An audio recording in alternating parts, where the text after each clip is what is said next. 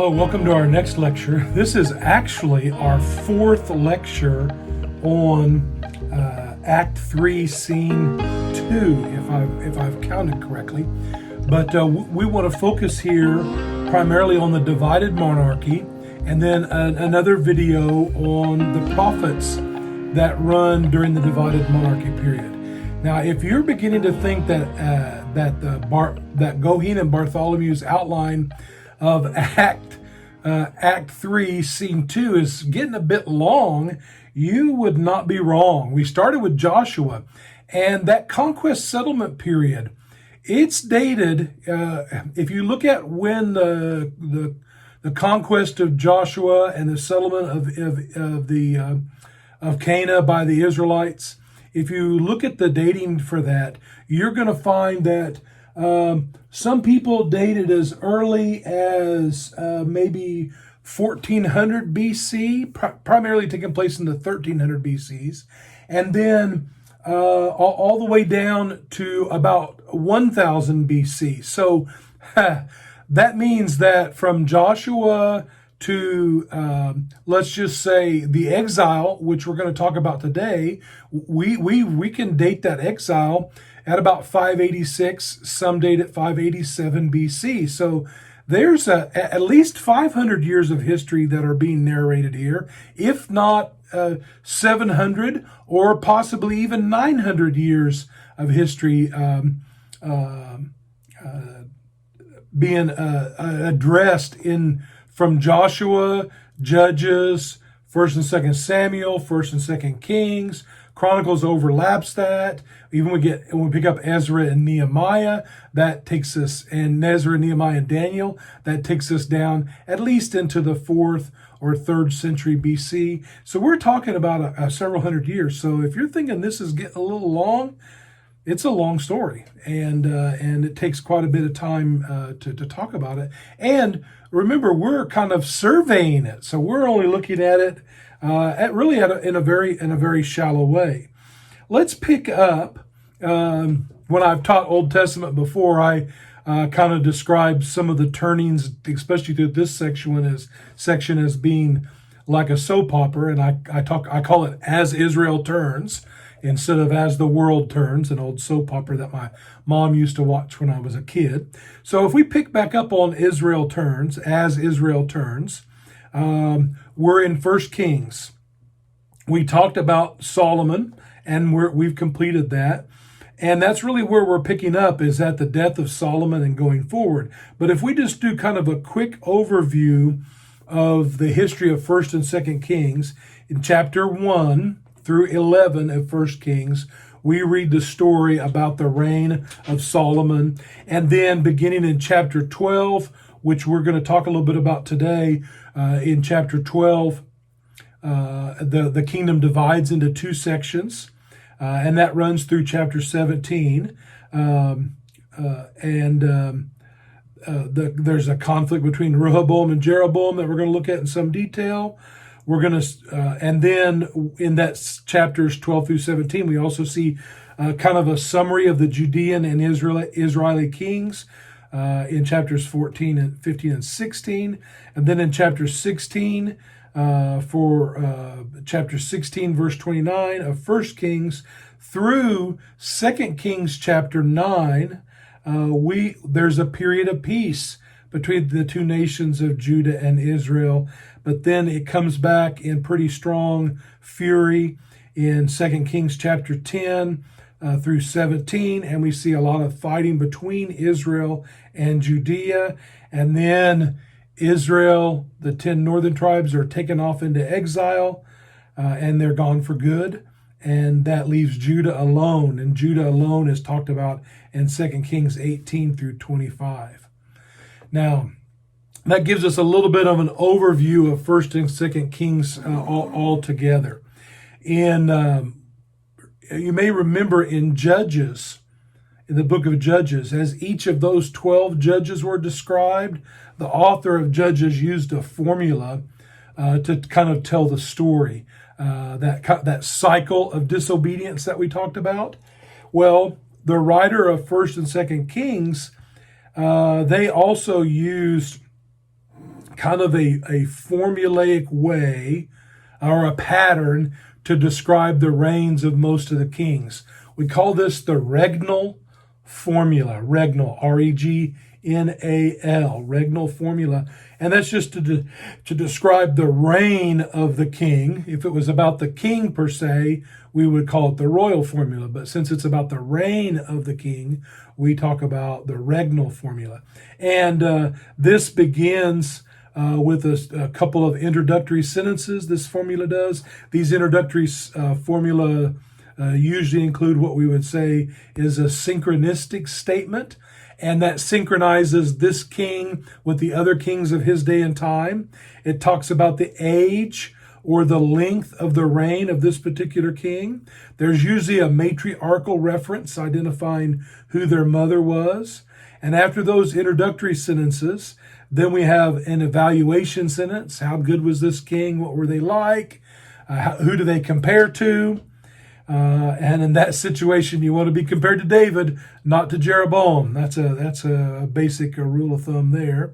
Then after that, there's a Chronicles reference. And basically what that is it tells us that all of this was written down in not just the book of Chronicles, but in some other chronicles of the king.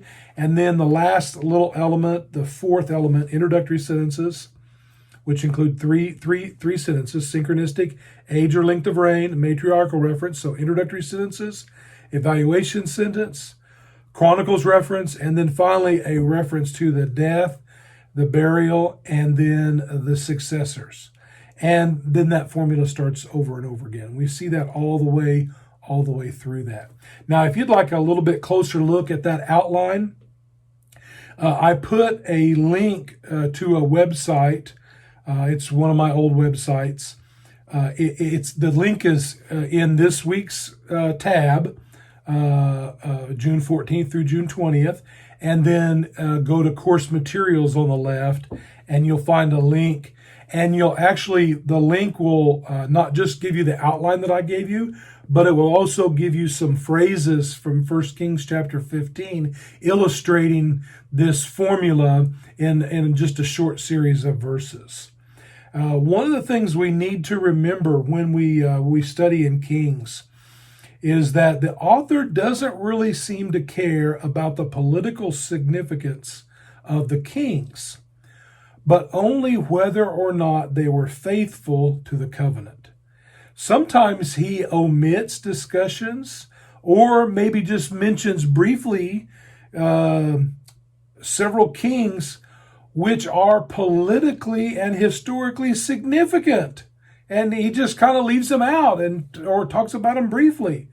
And then on other kings that seem to be insignificant for political reasons or for historical reasons, he might talk about one of those kings as significant in a significant amount of material. And but those kings make the theological point that he's trying to drive home, and that is faithfulness to the covenant, or covenantal faithfulness leads to the Lord's blessing, and covenantal disobedience or faithlessness leads to covenantal curses. And basically in this section of 1 Kings that we're looking at today, which is basically 12 through 14 or so of 1 Kings, the author's main intent seems to be to demonstrate that Israel, the 10 northern tribes that have split now, Israel is unfaithful, but Judah in the south, the two tribes in the south, Judah and Simeon, the tribes in the south, Judah, are faithful. And we can see that in a number of places all the way through this section. And really, you can see that all the way to the point in which when Israel is finally judged and carted off into exile. And then God deals with the faithlessness of Judah as well. Now let's take a look in chapter 12. We're in 1 Kings chapter 12. If you have your Bible or your electronic Bible, you're reading along with us on that, you can open to 1 Kings chapter 12. And we're going to work through a little bit of the passage here to tell the story. And basically what we see in this section is the conflict between Rehoboam, who's the rightful he's the son and the rightful heir to the throne of Solomon. And then Jeroboam, who is a usurper and is trying to inherit the kingdom and take the kingdom away from Rehoboam. So after the death of Solomon, Solomon's son Rehoboam, he should take the throne. But to be honest about Rehoboam, he was kind of weak. He wasn't a good king in that he struggled to make decisions, and he wasn't able to hold the kingdom together. The tribes of Judah and Ephraim, Ephraim is the big tribe in the north. Judah and Ephraim has always had a bit of a tension, and that's why one of the reasons why Saul may have been chosen as king is because he was of the tribe of Benjamin. Benjamin's a northern tribe, but they're stuck in the middle on that Bethel Plateau right across the Central Ridge Route. They're stuck in the middle between Judah to the south and Ephraim to the north. And so they're like the middle, one of the middle children, stuck between the two older brothers. They're actually the kind of the baby child that's trying to mitigate between two older brothers that are always fighting. Rehoboam was not able to hold the kingdoms together. And so the nations are divided into two kingdoms. Rehoboam's able to keep power in the south of Judah and Simeon, and this country becomes known as Judah. And Jeroboam seizes power over the north, over the northern 10 tribes, and this nation maintains the name of Israel. Jeroboam did not just seize military power, but he also used religion and worship of Yahweh to consolidate his power in the north. He built places of worship. Places of worship and sacrifice for the Israelites in the north, in towns of Dan, way in the north, and then Bethel, down in the south.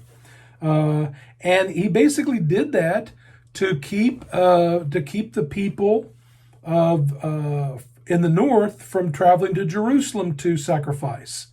Now, he said, why do we need to go all the way down there and sacrifice? The Lord is great. The Lord is powerful. The Lord is everywhere. We can sacrifice to him right here. And then what he did was, because you can't go to the Ark of the Covenant to sacrifice, the sacrifices were done on the altar out in front of the temple, which contains the Ark of the Covenant, which is seen as the throne of God, the very place where Yahweh sits on his throne. What Jeroboam did is he had two altars built, like I mentioned, in Dan and Bethel, and at these altars he had golden calves built, and he informed them that these golden calves were there to carry Yahweh, and Yahweh stands on the backs of these calves. Now that's just riddled with all kinds of theological problems. For one, I hope you're thinking about the golden calf that the Israelites, that Aaron helped the Israelites build while Moses was on Mount Sinai, and God had cursed it. In fact, they had it ground up, mixed with water, and made them drink all of that because to remind them and the generations that follow of the bitterness. I hope you're thinking about that. But I also want you to know that the primary Canaanite god was a god by the name of Baal. You'll see this spelled a number of different ways.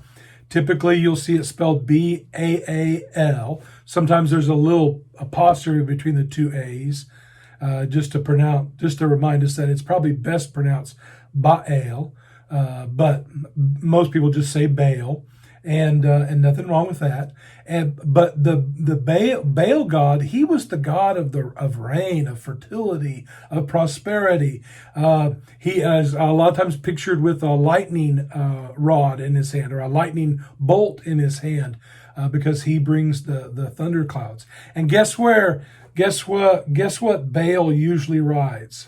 You guessed it, on the back of a calf. And so even though Jeroboam didn't put a statue of Yahweh on top of the calf, like Baal was on top of the calf, bad. God confronted Jeroboam. He confronted Jeroboam by sending him a number of prophets, but notably 2 prophets. And these prophets told Jeroboam that he was in direct disobedience to the word of the Lord. You remember the 10 Commandments? You will have no other, number 1, you will have no other gods before me. Second commandment, you will not make any graven images and bow down and worship them. Third commandment, you will not use the Lord's name in vain. The first 3 commandments are straight against what Jeroboam is doing. And Jeroboam is busting them like they're no big deal. So these prophets told Jeroboam that he was in direct disobedience to the word of the Lord. One of the prophets even told Jeroboam that he had done more evil than anybody that had ever lived before him. You can read that for yourself there in chapter 14, verse 9. He also claimed that in all of what Jeroboam is doing, he is rejecting God. And God promised through the prophet that he would destroy Jeroboam's kingdom, and his family. So again, we're still in chapter 14 now in verse 11, where it says, just as one burns up dung until it is all gone, God is going to burn you up. So as juvenile or as coarse as it sounds, God basically tells him, I'm going to burn you up like a big pile of poop. And that's just not good. In fact, Jeroboam was so evil that all evil people in the future are going to be compared to Jeroboam. Are they as bad as Jeroboam? Not as bad as Jeroboam, or more bad than Jeroboam? Worse than Jeroboam? He becomes the model the model stereotypical evil king, just as David had become the stereotypical good king, the model for all to follow. So we see that kind of battle between Rehoboam and Jeroboam played out in chapters 12 through 14, and how Jeroboam leads the nation of Israel. There's no way around it but to begin to worship God in a false way, really to begin to worship false gods because of his practice of idolatry through the golden calves. Now, as we move on into end of chapter 14 and on into chapter 16, you'll see a series of summaries of Judean and Israeli kings. This unit is a list of the kings of Judah and Israel. The main theme is the enmity between Judah and Israel and how the two nations are warring against each other. And this unit ends with the death of King Omri. Omri of Israel reigned from 885 through 874 BC. Omri was talked about quite a bit. In fact, he was applauded in non-biblical documents as being a great king. And he indeed built up the infrastructure of Israel very well. The defensive cities that he seems to have been responsible for, like Megiddo and Hatzor, both obviously northern cities, are well known in the archaeological world. In fact, those two digs are probably the two most famous digs in the north. I would not count Jerusalem and Hebron and Masada and a few other places like that. But in the north, those great digs of Megiddo and Hatzor, man, universities from around the globe have been to both of those sites and done extensive excavation, especially the city of Megiddo, which is just a magnificent ancient city. Hatzor no less. But just not as large. Omri was also a significant political figure in the history of Israel. But what does the author of 1 Kings think of him? Let's read now in 1 Kings chapter 16 and start in verse 21 and read and see what the writer says about Omri. Then the people of Israel were divided into 2 parts. Half of the people followed Tibni, the son of Ginath, to make him king. Half followed Omri. But the people who followed Omri overcame the people who followed Tibni the son of Ginath. So Tibni died, and Omri became king. In the 31st year of Asa, king of Judah, that's that synchronistic statement. That's the king down south. This is the king here. In that 31st year of Asa, king of Judah, Omri began to reign over Israel, and he reigned for 12 years. 6 years he reigned in Tirzah. He bought the hill of Samaria from Shamir for 2 talents of silver, and he fortified the hill and called the name of the city that he built Samaria, after the name of Shamir, who owned the hill. Omri did what was evil in the sight of the Lord, and did more evil than all who were before him. For he walked in the way of Jeroboam, the son of Nebat, and in the sins that he made Israel to sin, provoking the Lord, the God of Israel, to anger by their idols. Now the rest of the acts of Omri that he did, and the might that he showed, are they not written in the book of Chronicles of the kings of Israel? And Omri slept with his fathers, and was buried in Samaria, and Ahab his son reigned in his place. This is the word of the Lord. So what did the authors of 1 Kings think of Omri? He was evil, and his son was evil, and his daughter-in-law are worse. His son is Ahab, his daughter-in-law is Jezebel. If you keep reading, you'll find out how they're even worse. Also, I hope you saw or heard, or maybe you can go back and double check and look, that Regnal Formula being used to describe Omri. So and this is also another kind of an example that really points to some of the things that we've been talking about. Omri is a very significant king. He is bragged about in all kinds of non-biblical text. We know he builds up the infrastructure of Israel phenomenally, the cities and the roads, and a host of other things. He makes them really a better nation than they were before. But he wasn't faithful to the covenant. And so the writer of Kings, who is interested in showing the kings that were faithful to the covenant or unfaithful to the covenant, he just gives us a little snapshot of Omri, tells him he's as bad as his father. His father Jeroboam, several generations before him, and then he moves on. He dismisses him with just kind of a formulaic discussion. All right, now the other thing that we see in the divided monarchy period that begins with Rehoboam and Jeroboam and goes through the exile, both the exile of Israel, which leads to its utter demise, and the exile of Judah, which Judah does return and reestablish a kingdom of sorts. During this period, this is also the period of the prophets.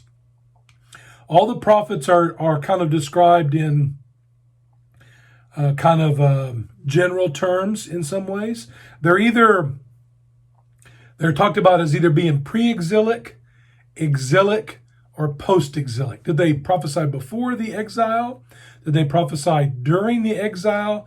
Or did they prophesy after the exile? And then there's also a group of the prophets which really prophesy on a particular theme that sometimes we might have difficulty associating with one particular time period. We're going to look at Joel in our lecture on the prophets in this unit, and he's one of those thematic prophets rather than exilic, pre-post type of prophets. But we also have, remember I mentioned that Moses is talked about as a prophet.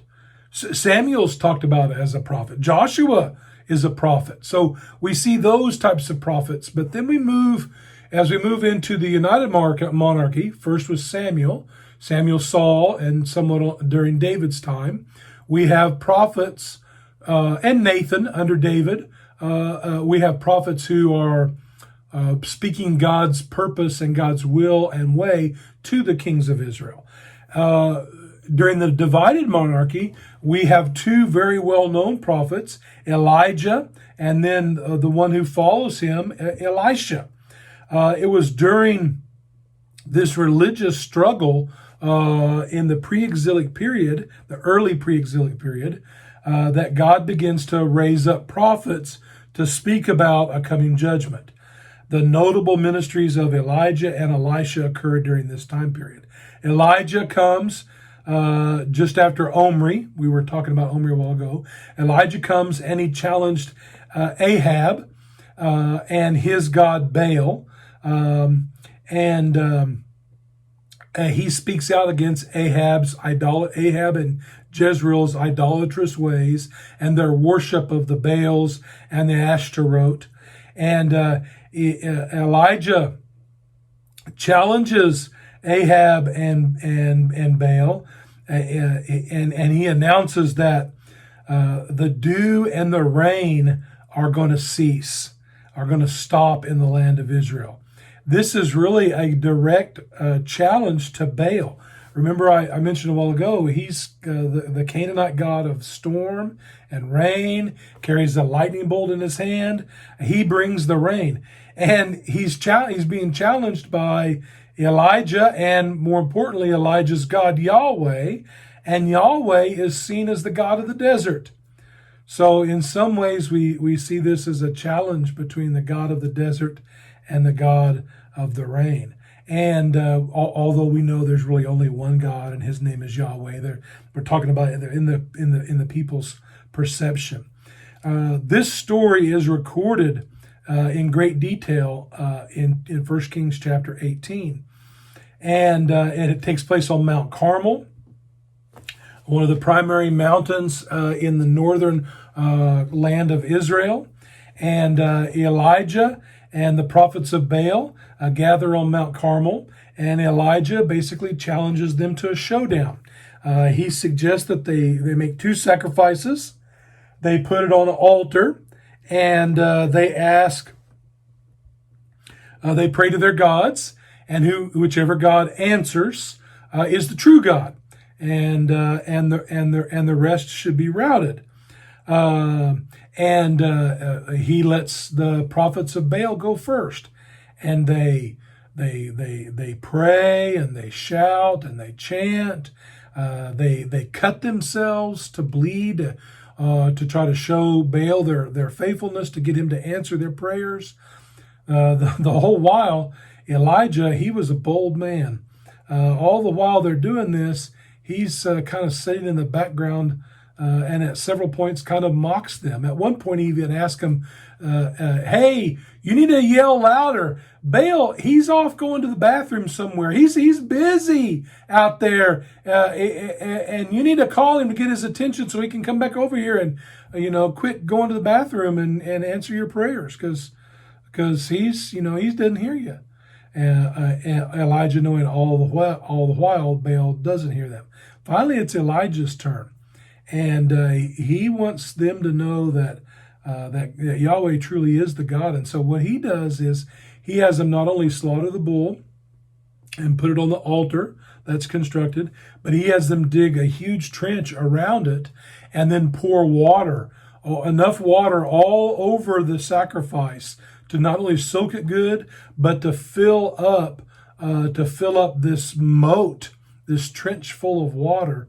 All around. And then Elijah prays. He prays to the Lord that he would show himself in a mighty way. And fire comes from heaven and consumes the sacrifice. It licks up all the water in the trench. And if I remember correctly, the stones that were used to make the altar are even incinerated. And Yahweh wins the challenge, and then all of those priests are chased after, and all of the priests of Baal are chased after and put to death for their idolatry and for their sins. And this passage continues to illustrate the main point of the author of Kings. And that is that Israel is disobedient to the Lord, and they are going to be punished if they don't repent. Then, as we move into 2 Kings, the discussion in 2 Kings, beginning in chapter 1 and going through chapter 9, focuses largely on Elijah and Elisha. Now, this is interesting because this is the book of the Kings. First and Second Kings are about kings. But we get a good solid 9 chapter here focusing on the ministry of Elijah and Elisha. They're not kings. They're prophets. But the author of Kings uses the stories of Elijah and Elisha to illustrate that when Israel listens to the Lord through the prophets, then it finds success and blessings. The blessings of the covenant come. But when Israel ignored the Lord and his prophets, they fall flat on their face, and the curses of the covenant comes as well. In 2 Kings chapter 17, this records really a significant theme that we should note. Chapter 17 describes how Israel sought to align with Egypt after already aligning with Assyria. The Assyrians and their king, Shalmaneser V, saw this act as treasonous, and they moved to war against Israel. And after a 3-year siege, the Assyrians captured Samaria, the capital of Israel, and took the people off into exile. The Assyrians like to transplant the people that they capture in order to keep peace. So if they conquered your area, they would take all your people, for the most part, and move them off to another place. But chapter 17 also tells us another part of the story. Some of those people are left behind, and they intermarry with some of the newly transplanted people that are there by the Assyrians. Chapter 17 tells us another story, though, another part of the story. It records the real reason for Israel's destruction. It was not because of its treason against Assyria in looking to Egypt, but in the fact of the matter is, God has used Assyria to punish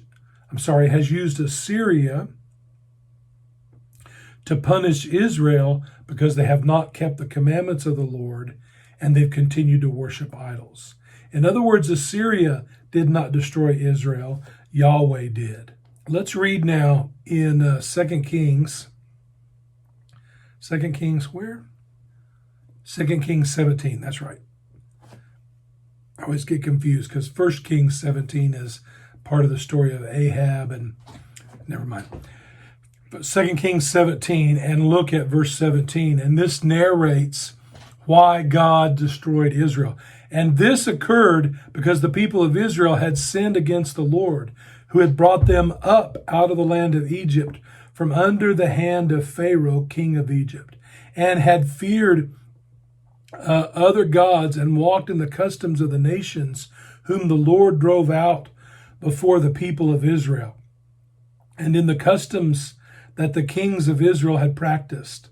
And the people of Israel did secretly against the Lord their God things that were not right. They built for themselves high places in all their towns, from watchtower to fortified city. They set up for themselves pillars and Asherim on every high hill and under every green tree. And they made their offerings, and they made offerings on all the high places, as the nations did whom the Lord carried away before them. And they did wicked things, provoking the Lord to anger. And they served idols, of which the Lord had said to them, "You shall not do this." Yet the Lord warned Israel and Judah by every prophet and every seer, saying, "Turn from your evil ways and keep my commandments and my statutes in accordance with all the law that I commanded your fathers, and that I sent to you by my servants the prophets." This is the word of the Lord. So Assyria did not destroy Israel. Yahweh did, using the Assyrian. This story also explains the origin of the Samaritans. They are the descendants of the Israelites who were not deported, and they stayed behind there, not by choice. It's just the Assyrians left them or allowed them to stay, and they intermarried with those who the Assyrians moved into the area. Their religion, some of them were obviously Jewish at the beginning. Their religion became heretical and grew worse as all of these foreign religions come into the Israel. Israel is gone. The 10 northern tribes are gone. There is no return in the north. This took place, this destruction of the northern tribes took place in 722 BC. And the destruction was led by the king Shalmaneser the fifth. Shalmaneser is spelled Shalmaneser.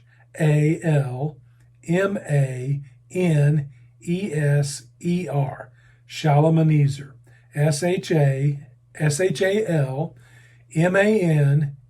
Shalmaneser. An Assyrian king. The final section of 2 Kings tells the story of Judah by herself. Judah faced the same struggles as in the north, the temptation of disobedience.